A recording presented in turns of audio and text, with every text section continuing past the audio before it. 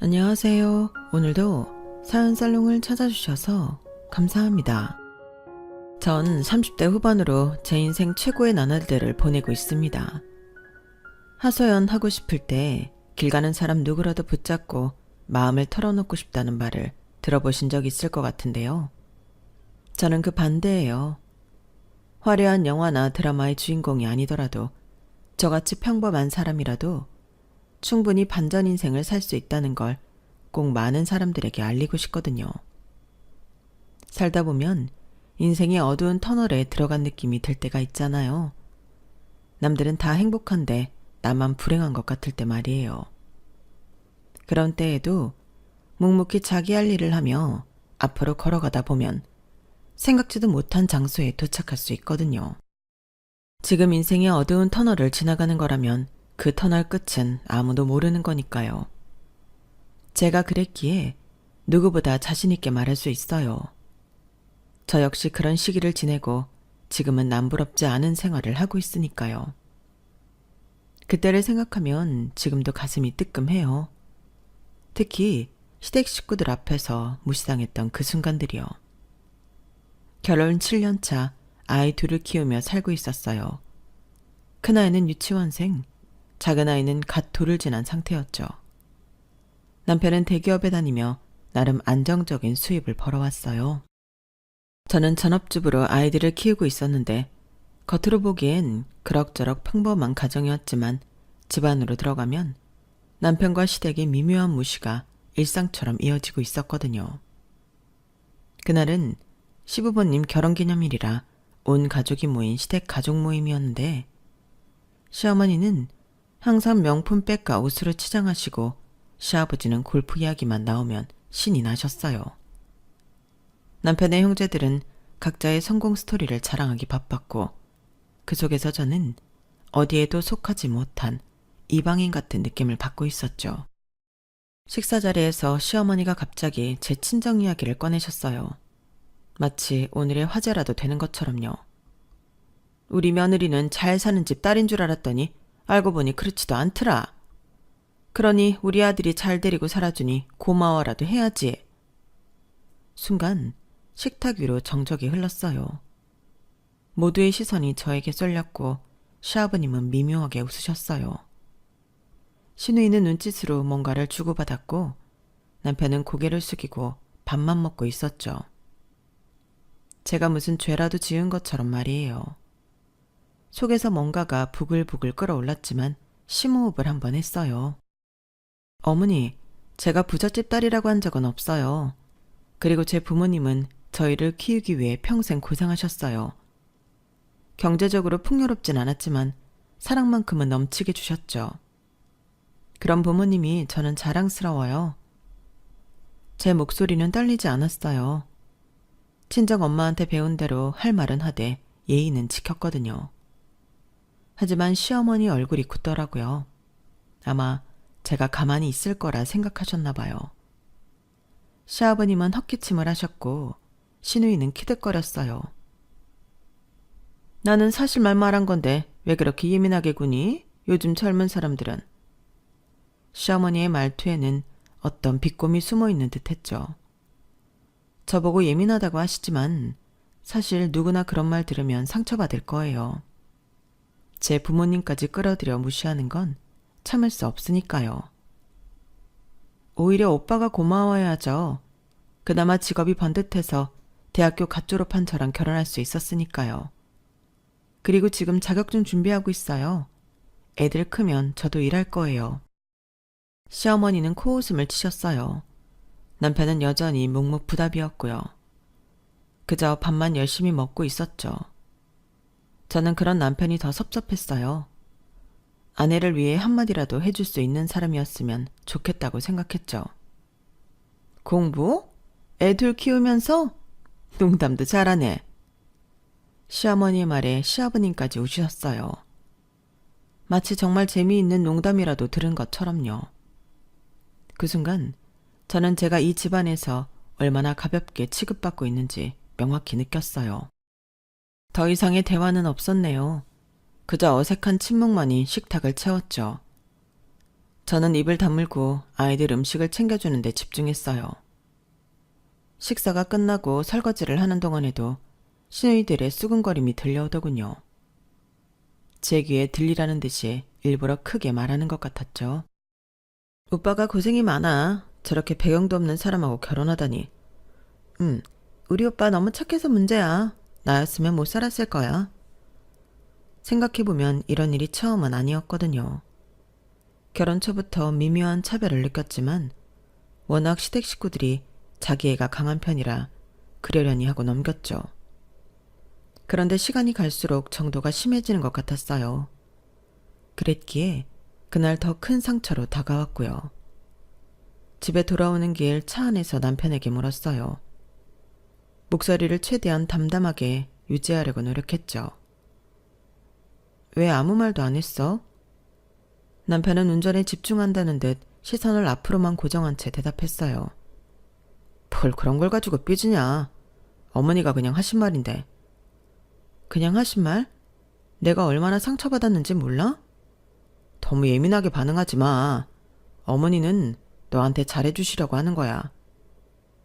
그 말을 듣는 순간 이미 결혼 7년 차인데도 남편이 제가 어떤 사람인지, 제가 무엇을 위해 노력하는지 전혀 관심이 없다는 사실을 깨달았고 제 마음 한구석이 무너져 내리는 느낌이었어요.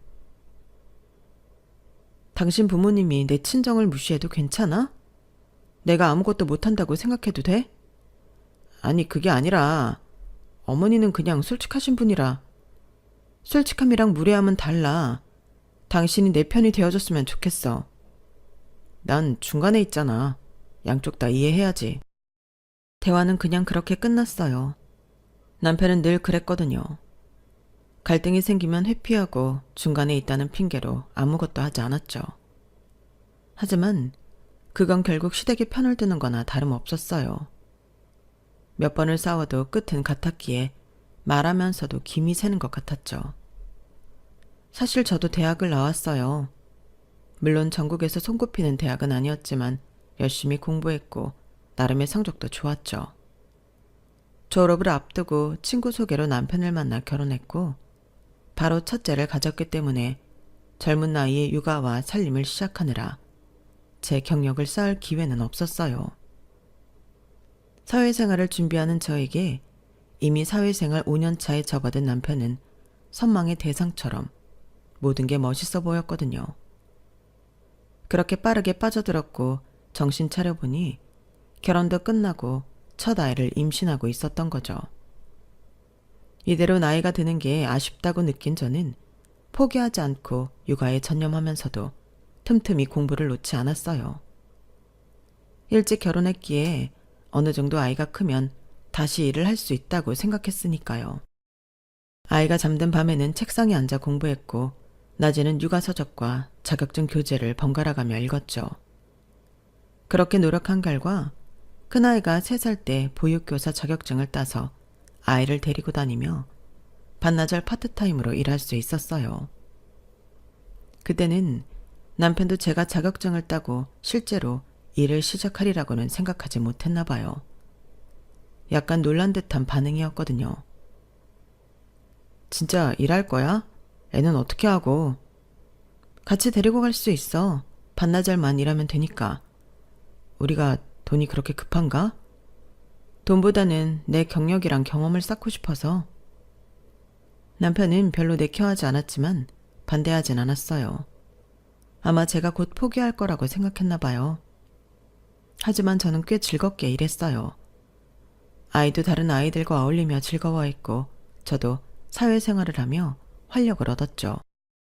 그러다 둘째를 임신하고 나서는 일을 그만둬야 했는데 임신 중에는 체력적으로 힘들었고 출산 후에는 작은 아이가 잔병치레가 많아서 어린이집도 자주 쉬어야 해서 일을 제대로 할 수 없는 상황이었죠. 역시 애들 키우면서 일하는 건 무리야. 내가 벌어올 테니까 너는 집에서 애들 잘 키워. 남편의 말에 반박하고 싶었지만 현실적으로 그때는 그럴 수밖에 없었어요. 그렇다고 제 꿈을 포기하지는 않았죠. 포기하지 않고 아이들이 잠든 밤이나 놀이터에서 아이들이 노는 동안에도 틈틈이 공부해서 노인 돌봄 자격증, 간호조무사 자격증까지 하나씩 취득해 나갔어요. 자격증 시험을 볼 때마다 응시료가 만만치 않아 고민이었는데 남편에게 말하면 또 뭐라 할 것 같아서 생활비가 아니라 제가 받는 용돈을 아껴 조금씩 모았어요. 하루는 늦은 밤에 아이들을 재우고 공부하다가 깜빡 잠이 든 사이에 남편이 들어와서 책상 위에 놓인 간호조무사 교재를 발견했어요. 이게 뭐야? 눈을 비비며 일어났더니 남편이 제 교재를 들고 있었어요. 저는 솔직하게 말했어요. 간호조무사 공부하는 거야. 아이들 좀 크면 일하려고. 남편은 믿을 수 없다는 표정을 지었어요. 애 하나 키우는 것도 버거워하면서 무슨 간호조무사야. 현실적으로 생각해. 버거워한 적 없어. 그리고 미래를 위해 준비하는 거야. 제 말에 남편은 피식 웃었어요. 마치 어린아이의 말을 들어주는 어른처럼요. 그냥 아이들이나 잘 키워. 돈은 내가 벌어올게. 남편의 그 말이 제 노력을 전혀 이해하지 못하는 것 같아 꽤 상처가 됐고, 더구나 저를 그저 살림꾼으로만 여기는 듯한 태도가 서운했지만 그날은 피곤했고 싸울 기운도 없어서 더 말하지 않았어요. 더 황당했던 건 남편이 어머니께 말했는지 다음날 시어머니가 오셔서 제 교재를 치우신 걸 봤을 때였는데, 저는 당황해서 말릴 새도 없이 시어머니가 책장에서 제 교재들을 모두 꺼내고 있었어요. 집에서 돈만 축내면서 무슨 공부야. 허세 부리지 말고 살림이나 제대로 해. 시어머니의 목소리는 차갑고 날카로웠어요. 마치 제가 큰 잘못이라도 저지른 것처럼요. 어머니, 이건 제 미래를 위한 거예요. 아이들에게도 도움이 될 거고요. 제 목소리는 차분했지만 속은 불안했어요. 교재들이 모두 사라지면 다시 구입할 돈이 없었거든요. 무슨 미래? 우리 아들이 너 먹여 살리려고 얼마나 고생하는데. 그 정도 벌면 널 위해 충분해. 시어머니는 제 말은 전혀 듣지 않은 채 교재들을 모두 가방에 넣으셨어요. 그리고 현관으로 향하셨죠. 어머니, 그건 제 책이에요. 놓고 가세요. 제가 막으려 하자 시어머니가 돌아보셨어요. 그리곤 곧바로 눈빛이 무섭게 변하셨죠. 이 집은 우리 아들 집이야. 며느리가 살림만 하면 돼. 공부는 이제 그만해. 주제를 알아야지. 얼마나 편하면 남편이 벌어다주는 돈으로 공부하겠다고 날뛰니? 그럴 시간 있으면 우리 집에 와서 시부모 공양할 생각은 안 하고? 요즘 젊은 것들이란. 그 말에 화가 나 뭐라고 대꾸하려는 찰나 낮잠에서 깬 막내가 울음을 터뜨렸어요. 아이를 달래러 작은 방에 들어간 사이 시어머니는 그대로 교재들을 가지고 나가버리셨죠. 나중에 알고 보니 모두 버리셨더라고요. 그렇게 허무할 수가 없었죠. 눈물이 나올 뻔했지만 오히려 오기가 생기더군요. 어디선가 들었던 말이 떠오르며 나는 잡초라고 되뇌었죠. 밟으면 밟을수록 더 강해질 거라고요. 남편의 용돈에 의존하지 않고 독립적으로 공부할 방법을 찾아 생활비를 아껴 조금씩 모으기 시작했어요. 제 옷은 몇 년째 같은 것을 입고 화장품도 최소한으로만 구입하면서 그렇게 모은 돈으로 자격증 시험 응시료를 내고 필요한 교재를 사곤 했어요. 이번에는 교재는 친정에 보관하고 틈날 때마다 가서 공부하는 한편 도서관도 적극 활용하는 듯 더 철저하게 숨겼어요. 시댁에서는 그저 평범한 주부인 척했지만 그 뒤로도 2개의 자격증을 더 땄는데 남편도 시어머니도 아무도 몰랐죠. 어느새 또다시 겨울이 다가오고 있었고 제 코트는 이미 옷깃이 닳고 단추가 몇 개 떨어져 있었어요. 몇 년 동안 같은 옷을 입었으니 하나쯤은 괜찮지 않을까 싶어 조금 낡은 제 코트를 새 것으로 바꾸고 싶다는 생각이 문득 들었죠. 이번에 코트 하나 사려고 세일 중이라 꽤 저렴해. 저녁 식사 시간에 조심스럽게 남편에게 말했어요. 그런데 남편은 제 말을 듣자마자 인상을 찌푸리더군요. 지금 입는 것도 멀쩡한데 뭐하러. 사치 부리지 마. 3년 넘게 같은 거 입었어. 사치가 아니라 필요해서 그래. 제 설명에도 남편은 고개를 저었어요. 우리 형편에 맞게 살자. 돈 관리 좀 제대로 해. 남편은 대기업에 다니고 있었고 월급도 나쁘지 않았는데다 제가 요구한 건 몇 년 만에 코트 한 벌이었기 때문에 우리 형편이 그렇게 어려운가 하는 의문이 들어 남편의 말이 이해가 안 됐어요. 그 말을 시작으로 남편은 생활비 카드 사용 내역을 매일 확인하고 조금이라도 평소와 다른 지출이 있으면 질문 공세를 퍼붓는 등 제 지출을 일일이 체크하기 시작하더군요. 오늘 마트에서 뭘 그렇게 많이 샀어? 필요한 것만 사라고 몇 번을 말해? 퇴근 후 남편이 휴대폰으로 카드 사용 내역을 보며 물었어요. 아이들 간식이랑 이번 주 식재료예요. 필요한 것만 샀어. 이렇게 써대면 내가 얼마나 더 벌어와야 되는데?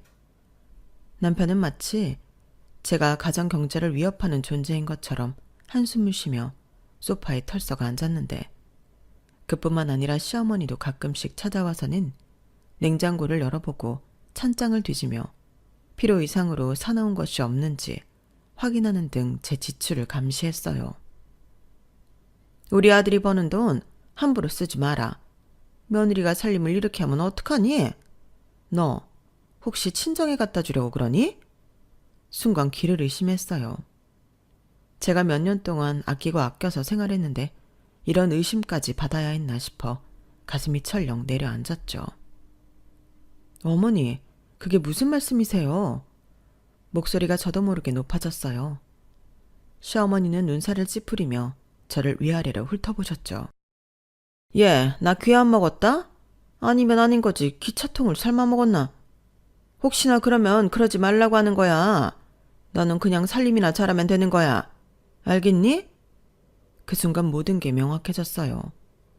저는 이 집에서 그저 도움이 그 이상도 이하도 아니었던 거죠. 아니, 오히려 그보다 못한 존재였을지도 몰라요.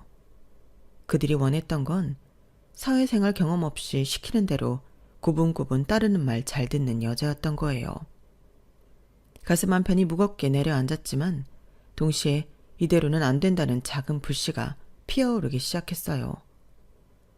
그때는 제가 할 수 있는 게 아무것도 없다고 생각했지만 그건 표면적으로만 그랬을 뿐이었죠. 마음속으로는 이미 변화를 위한 첫 발걸음을 내딛고 있었으니까요. 하지만 운명의 여신은 저를 보고 웃어주지 않았네요. 제 마음 제 뜻과 다르게 현실은 저를 더 깊은 웅덩이 속으로 집어넣기 바빴으니까요. 그날은 이상하게 아침부터 불길한 느낌이 들었어요. 눈꺼풀이 무겁고 허리가 욱신거리는 게 예사롭지 않아 이상하다 싶었죠. 그래도 늘 그렇듯 큰아이를 유치원에 보내고 돌진한 작은아이를 잠깐 낮잠 재우면서 밀린 집안일을 처리하고 있었어요. 그런데 설거지를 끝낸 뒤 수건을 갤 때쯤 전화벨이 요란하게 울리더군요. 발신인을 확인해보니 남동생이었는데 평소라면 간단한 문자나 카톡으로 연락하던 동생이 직접 전화를 걸어왔다는 사실에 느낌이 이상하더라고요. 전화를 받자마자 들려온 동생의 목소리는 숨이 턱에 찬 듯 떨리고 있었고 배가 너무 아파 병원 응급실에 누워있다는 말이 들렸어요. 장에 문제가 생긴 것 같아 라는 단편적인 말만 남긴 채 통화가 끊겼을 때 저는 이미 겁에 질려 무엇부터 해야 할지 모르겠더군요.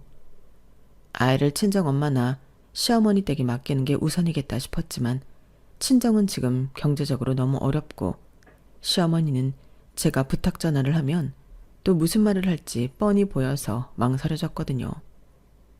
그러나 아이를 데리고 병원에 가기에는 응급실 상황이 걱정되어 우선 가까이 사는 이웃 아주머니께 잠깐 아이를 부탁드리고 급하게 택시를 탔어요.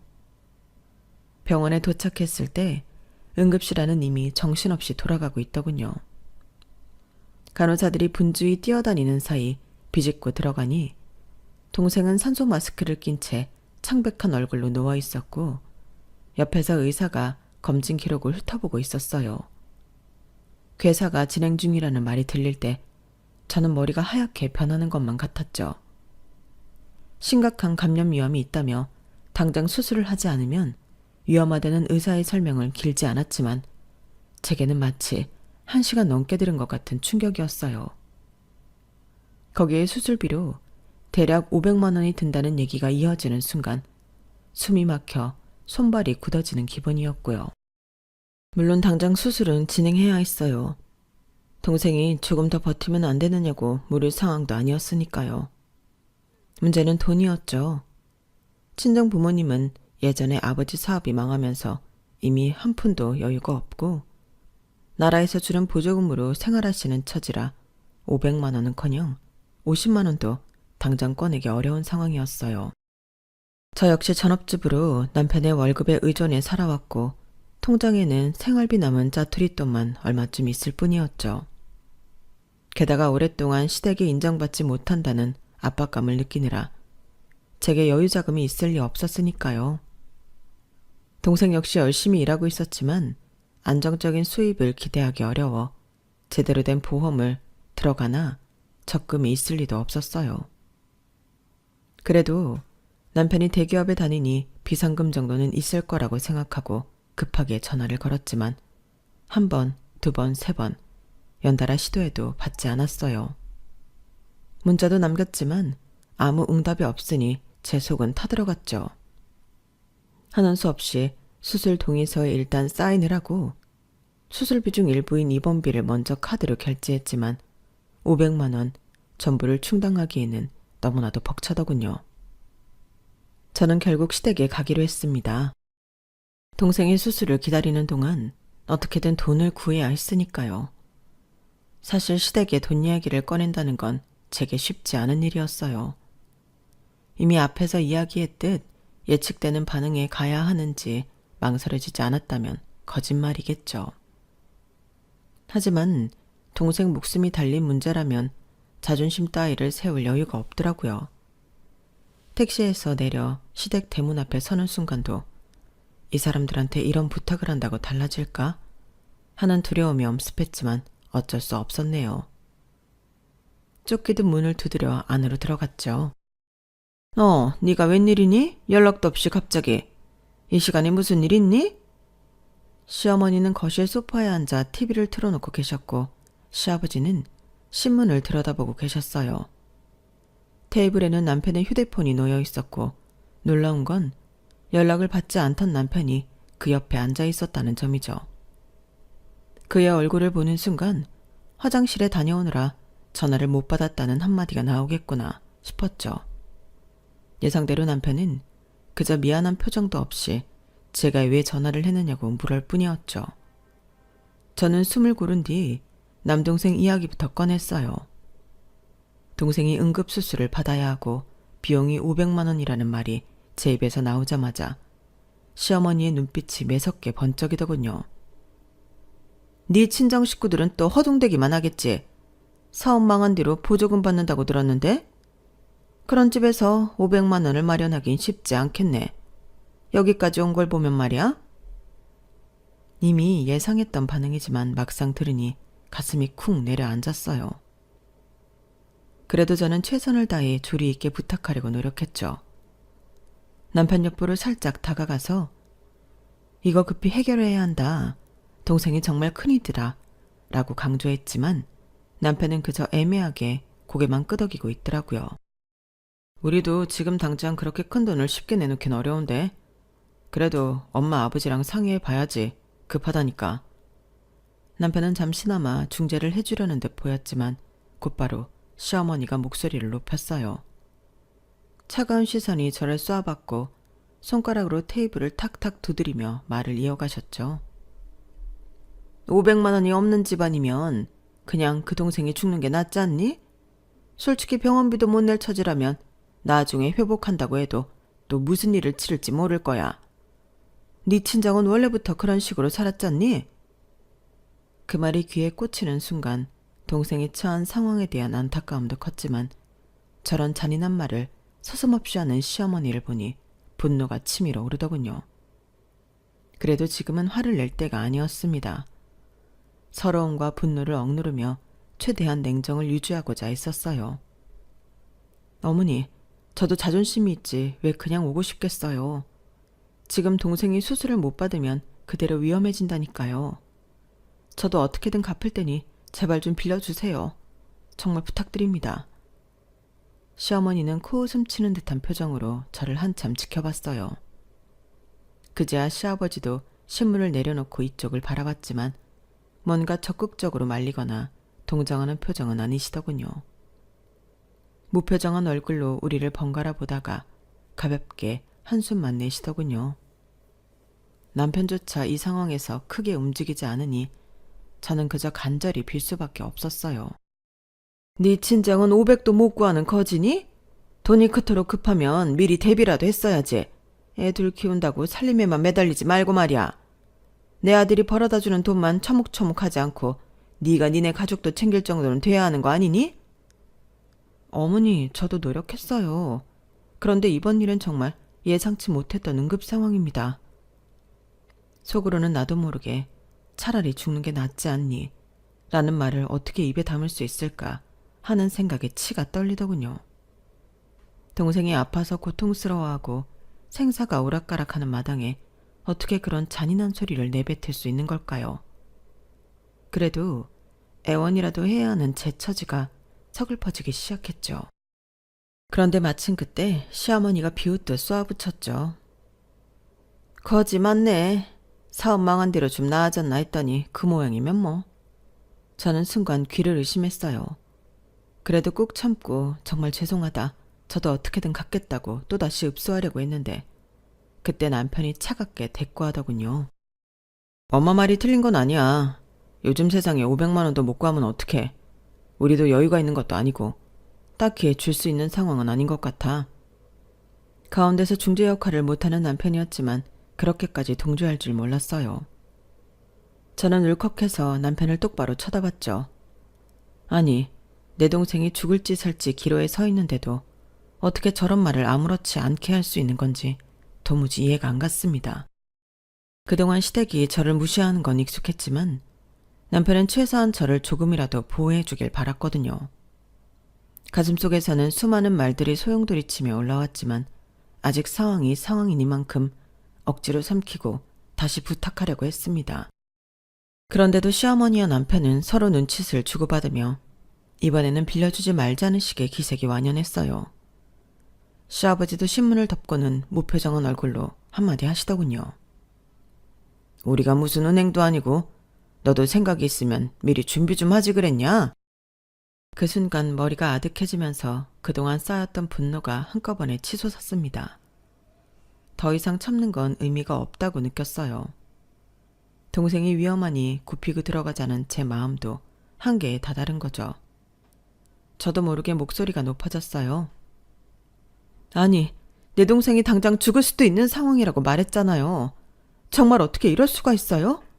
시댁에서 이렇게까지 나올 줄 몰랐어요. 차라리 나 몰라라 하실 거면 처음부터 아예 모른 척 하시지. 남편 당신도 내 편이 아니라는 거 오늘 확실히 알았어. 7년 동안 내가 얼마나 시댁에서 무시받았는지 뻔히 알 텐데 지금도 아무 말 없이 엄마 말에 고개만 끄덕이네? 나 이 집의 밑바닥까지 굴욕스럽게 매달려봤자 소용없다는 거 이제 확실해졌어. 제 목소리에 거실 공기가 얼어붙은 것 같았어요.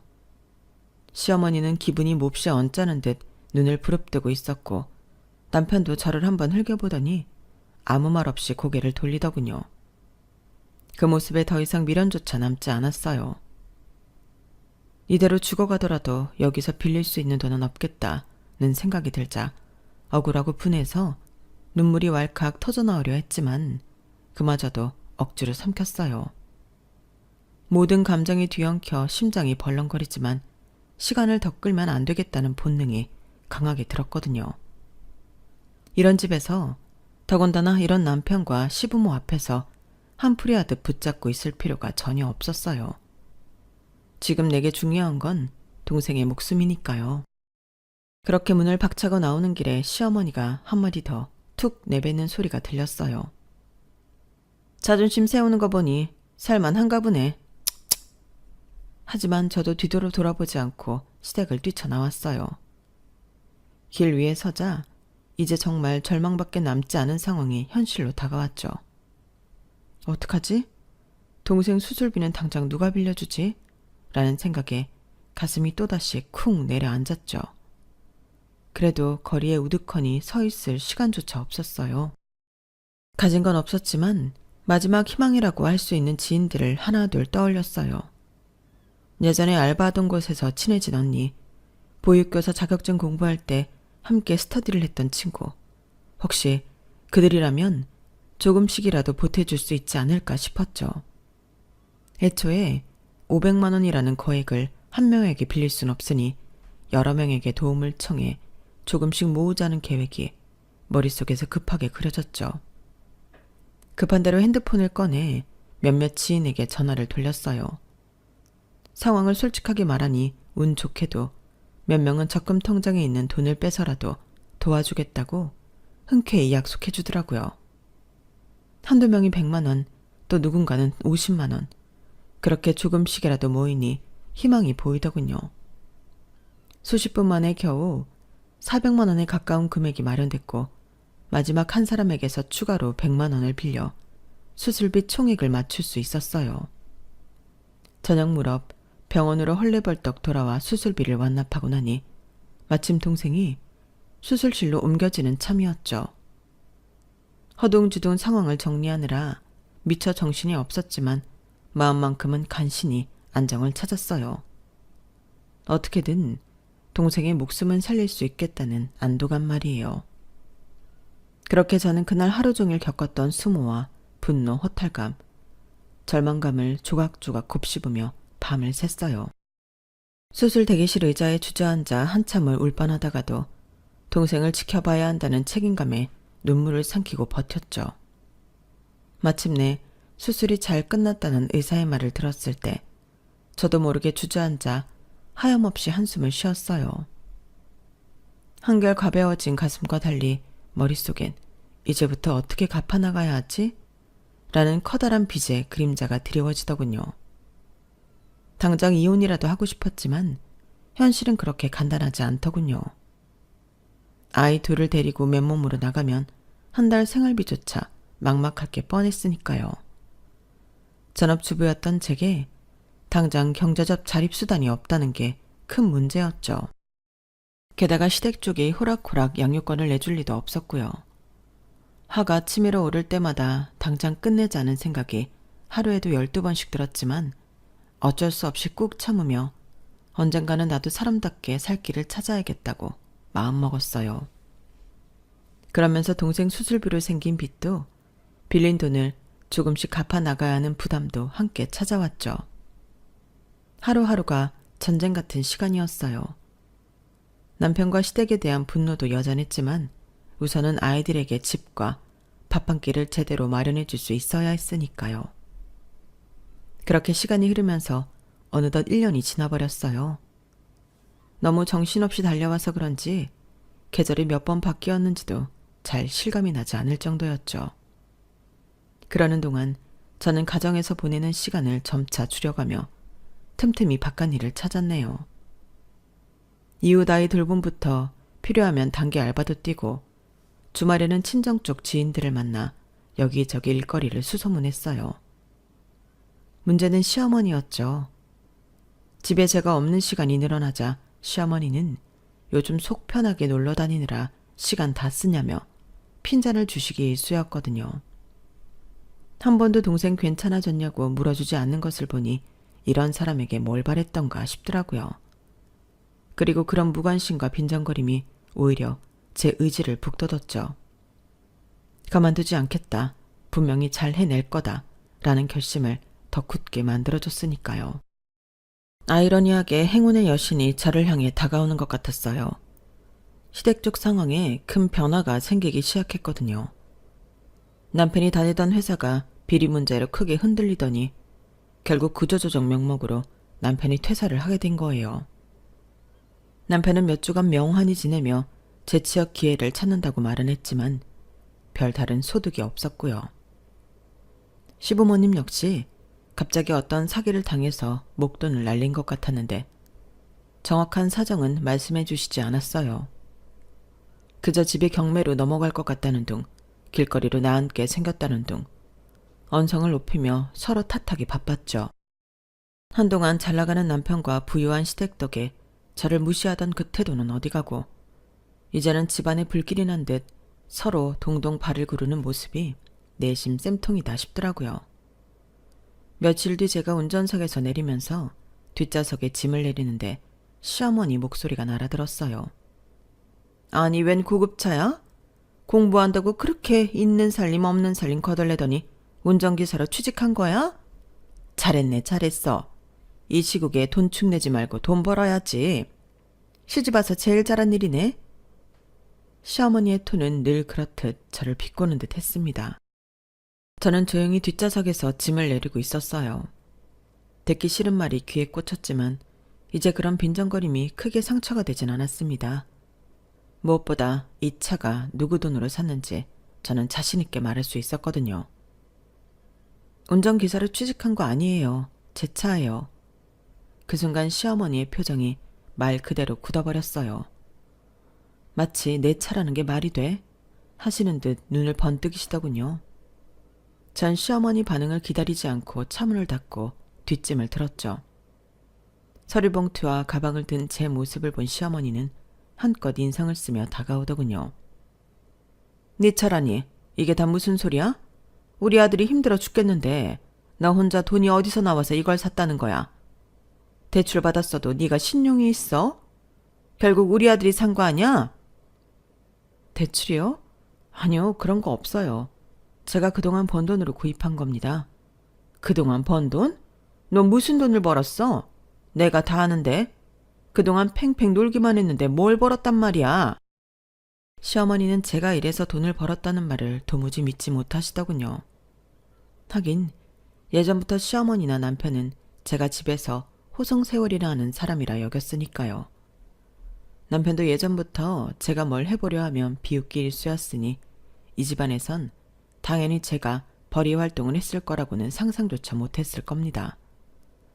저는 시어머니의 추궁에 담담히 받아쳤어요. 당신이 더 이상 제 일에 간섭하실 자격 없으세요. 그리고 저도 여기에 머무를 이유가 없으니 당신 그 잘난 아들에게 이거나 좀 전해주세요. 이게 뭔데? 이혼서요. 제가 가방에서 봉투를 꺼내 시어머니 앞으로 내밀자 시어머니는 경악한 얼굴로 물러섰어요. 이게 무슨 말도 안 되는 소리를 하는 거야. 네가 감히 이혼 서류를? 왜요? 작년에 동생 수술비 못 구한다고 저더러 500 없으면 죽는 게 낫다고 하셨을 때 이미 끝난 거예요. 남편은 남의 편이라더니 서면으로 다 정리해뒀으니까 그거 보세요. 말 섞기도 싫으니. 시어머니는 봉투를 열어 내용물을 확인하더니 거기에 부동산 분양 관련 수익과 제 명의로 정리된 재산 목록, 그리고 남편이 그 수익에 대해 일절 소유권을 주장할 수 없다는 법률 자문서까지 들어있는 걸 발견하고는 더더욱 당황하셨죠. 아니, 이게 다 뭐야? 네가 무슨 돈이 있다고? 도대체 뭘 어떻게 했길래? 당신 늘 나에게 그랬죠. 부동산 같은 거 다 망하고 전공도 보잘것없다고요. 그런데 어쩌죠? 제 전공 절 살렸거든요. 전문대라고 볼 거 없다던 그 대학 선배 덕분에 신도시 분양 대행 뛰어서 재미 좀 봤어요. 이렇게 차도 샀고 이제 아이들이랑 살 집도 마련했으니 이제 더 이상 당신 꼴 볼 필요 없네요. 그러자 시어머니 태도가 순식간에 달라졌어요.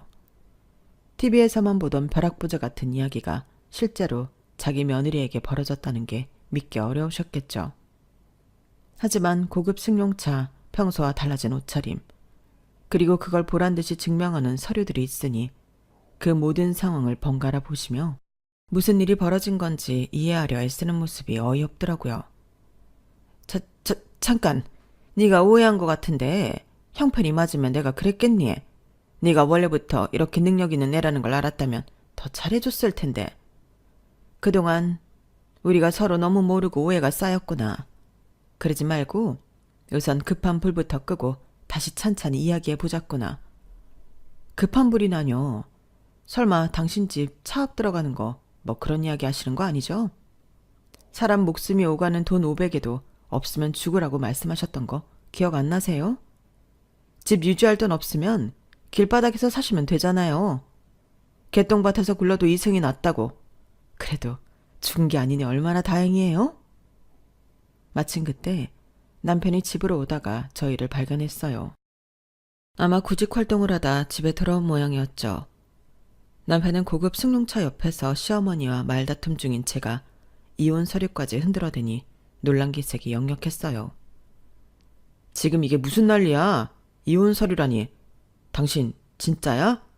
우리 결혼 생활 다 끝내겠다고? 우리? 너한테 내가 있긴 있었니? 그런 단어 올리는 것 자체가 역겨워. 변호사 선임해서 서류도 이미 다 준비했어. 할 말 있으면 내 담당 변호사한테 해. 여보, 왜 이래? 가뜩이나 회사 일로 심란한데 당신까지 이러기야? 그동안 서운했던 거 다 이해해. 나도 먹고 사느라 밖에서 시달리니까 당신한테 괜히 화풀이 했던 거지. 내 마음은 그게 아니야. 일단 안에 들어가서 이야기하자. 어? 그 말 더 짓거려야 해? 내가 어디까지 들어줄 거라 생각해. 지금부터 녹음할 거야. 당신이 하는 말 법정에서도 할 수 있으면 해봐. 뚫린 입이라고 말이면 다인 줄 알지? 그래서 내 동생 병원비 없을 때 당신 엄마 편 들며 입으로 똥을 싼 거지? 그래, 뇌가 있으면 입이라도 다물었겠지. 남편과 시어머니가 깜짝 놀란 눈으로 절 쳐다보더라고요. 평소 거친 말을 하지 않던 저였기에 속사포처럼 쏟아내는 말에 놀란 눈치였죠. 사실 저도 제가 이렇게까지 말을 할 줄 몰랐는데요. 살면서 당했던 게 쌓이니 들었던 말들이 다시 제 입에서 나가는 건 생각보다 어렵지 않더라고요. 남편은 끝까지 한 번만 더 생각해보자는 식으로 매달렸지만 예전부터 그가 보여준 무관심과 시댁 편들기는 이미 돌이킬 수 없는 상처로 남아 있었습니다. 전 단호하게 시어머니 손에 이혼 서류를 쥐어주고 돌아서며 말했어요. 사인하기 싫으면 법정에서 봐. 당신 거지라 돈 없지? 애들은 내가 데려갈 테니까 괜히 그런 걸로 지저분하게 걸고 넘어지지 마. 아, 싸움 걸어오면 끝까지 대응할 마음은 있어. 아니다. 정확하게 돈 있어. 당신도 변호사 비용 아깝지 않다면 어디 끝까지 가봐. 누가 이기나 보자고. 그 말을 끝으로 전 차를 끌고 아이들 어린이집으로 향했네요. 아이들 데리고 이제 다시 집으로 돌아가지 않을 생각이었거든요. 이미 살 집도 구해놨고 선전포고도 해뒀으니 돌아갈 이유도 없었고요. 결국 남편이 며칠 뒤 직접 연락도 해왔지만 저는 그 전화를 받지 않았어요. 이미 결심이 선 이상 더는 흔들릴 것도 없었으니까요. 그리고 시어머니가 전화를 해선 또 어설프게 회유하려 했지만 변호사 비용조차 마련하기 힘든 상황인지 별다른 저항 없이 도장 찍어 서류를 보내왔어요. 길고 긴 싸움까지 예상했지만 생각보다 허무하게 7년간의 결혼 생활이 막을 내렸네요. 이제 전 신도시에서 아이들과 살고 있어요. 부동산 분양 업무로 꽤 벌이를 키운 덕에 아예 그 앞에 작은 부동산 사무소를 열기로 마음 먹었죠. 실은 이것도 오래 알던 선배가 도와준 건데 그 선배야말로 제가 동생 수술비를 마련하느라 애쓸 때 마지막 100만 원을 빌려줬던 분이기도 해요. 돌이켜보면 불난데 기름 붓는 것 같았던 그때가 제 인생의 분기점이었던 것 같아요. 동생이 생사의 갈림길에서 500만 원을 구하지 못했던 그때 말이에요. 빌려줄 돈 없어 차라리 죽는 게 낫다고 조롱하던 시댁과 남편의 태도에 분노한 게 오히려 제 오기가 됐고 결국 제 전공과 자격증으로 승부를 보게 만들었으니까요. 그때 마지막으로 선배한테 연락했는데 때마침 신도시 분양으로 한창 바빠서 사람이 필요한 상황이었거든요. 선배가 말하길 자격증도 있고 제가 사람들하고 말도 잘 통하니까 분양 쪽이 잘 맞을 것 같다며 기회를 열어줬고 저는 밤낮 없이 뛰며 배웠어요. 첫 계약이 성사되는 순간을 아직도 잊을 수 없네요. 이렇게 해서 정말 큰 돈을 벌 수 있다는 확신이 드는 순간 거침없이 달리게 해준 소중한 경험이었으니까요. 결국 엄청난 모욕을 주었던 그 사건이 제겐 전화위복이 된 셈이에요. 바닥을 찍었다고 생각할 때 용기 내서 발을 뻗었고 그 발걸음이 지금의 사이다 반격을 만들어냈으니까요. 그렇게 전 아이들과 함께 새 집에서 지내면서 저는 여전히 분양 업무와 부동산 사무소 운영에 몰두하고 있어요. 세상 참 모를 일이죠. 500만 원이 없어 굴욕당했던 제가 이제는 억대 거래가 오가고 소문 듣고 찾아오는 고객들까지 생겼으니 말이에요. 그렇게 저는 500만 원조차 못 구한다며 무시당했던 과거를 디딤돌 삼아 고난을 발판으로 삼아 인생의 반전을 이뤄냈습니다. 화려한 영화나 드라마의 주인공이 아니더라도 저처럼 평범한 사람이라도 충분히 반전 인생을 살 수 있다는 걸 꼭 말씀드리고 싶었어요. 살다 보면 누구나 어두운 터널을 만날 때가 있잖아요. 주위를 둘러봐도 남들은 다 행복해 보이고 나만 불행한 것 같은 기분이 들 때 말이에요. 하지만 그럴 때에도 묵묵히 자기 할 일을 하며 끝까지 걸어가다 보면 전혀 상상하지 못했던 새로운 장소에 도달할 수 있답니다. 지금이 가장 힘든 터널을 지나가는 순간이라면 그 끝이 어디인지 너무 일찍 단정짓지 마세요. 저 역시 그랬으니까요. 밑바닥을 믿었던 순간이 오히려 인생을 뒤바꿀 절호의 기회가 되기도 하더라고요. 지난 날을 돌아보면 저를 무시하고 뒤흔들었던 말들이 곧 치열한 의지를 불태우는 연료가 되었으니까요. 이제 저는 아이들과 함께 평온하고 풍요로운 삶을 꾸려가며 세상에 무릎 꿇지 않는 법을 배워가고 있어요.